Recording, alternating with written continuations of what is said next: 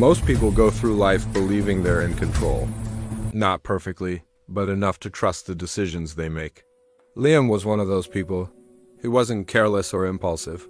He thought things through. He believed his mind was his own. But life likes to reveal the truth in quiet, unexpected moments. One evening, after a long shift at work, Liam stopped by a convenience store. He only needed one thing, a simple bottle of water. But the moment he walked in, the store greeted him like it already knew him. Soft music played, warm, slow, comforting. The lights were softer near the expensive items, brighter near the cheaper ones.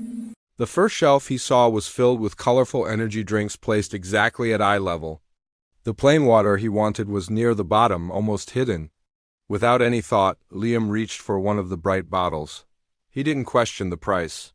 He didn't think about why he chose it, he just did.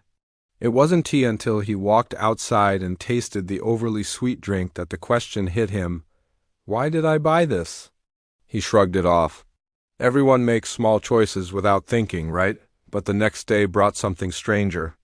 Liam met a friend for lunch. The menu had a small section titled Recommended, placed right at the top. He didn't read the ingredients, didn't compare, didn't think. He pointed at something from the recommended list and closed the menu. Good choice, the waiter said automatically, and Liam smiled like he earned the compliment. That night, lying in bed, he replayed both moments. And a quiet thought crept into his mind. Did I actually choose, or was I guided? Over the next few days, he began noticing things he had never paid attention to. The grocery store he visited always put pricier items in the center, where the lighting was perfect. Ads on his phone used phrases like almost gone, everyone's buying this, best value. When he walked through the mall, the smell of fresh cookies near the entrance wasn't an accident. The upbeat music in clothing shops made people walk faster and buy quicker. Even the placement of sofas in furniture stores created a path designed for him to follow. Everywhere he went, little nudges pushed him toward decisions he believed were his own. But the real moment of clarity came one weekend when Liam joined his friends for a game night. They were choosing between two new board games. One had bright packaging and a shiny gold sticker that read Game of the Year. The other plain, simple, quieter. Without hesitation, everyone pointed to the one with the shiny badge. Not because they researched it, not because they knew anything about it, but because the sticker gave them permission to stop thinking. They weren't choosing. They were reacting. Liam sat there, watching everyone celebrate a decision that none of them had actually made. And something inside him clicked. He saw how easily people could be steered with a sticker, with a line, with a sound, with a color, with anything that made the brain relax and choose the path of least resistance.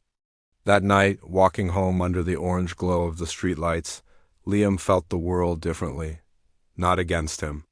Not controlling him like a puppet, but quietly shaping him, molding him, nudging him in ways so subtle that the influence felt like his own voice.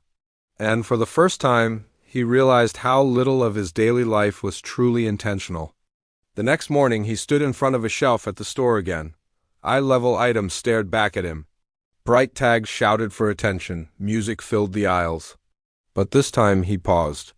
He reached down past the bright colors, past the flashy labels, and picked exactly what he came for. It wasn't rebellion. It wasn't defiance. It was awareness. A quiet decision that finally felt like his.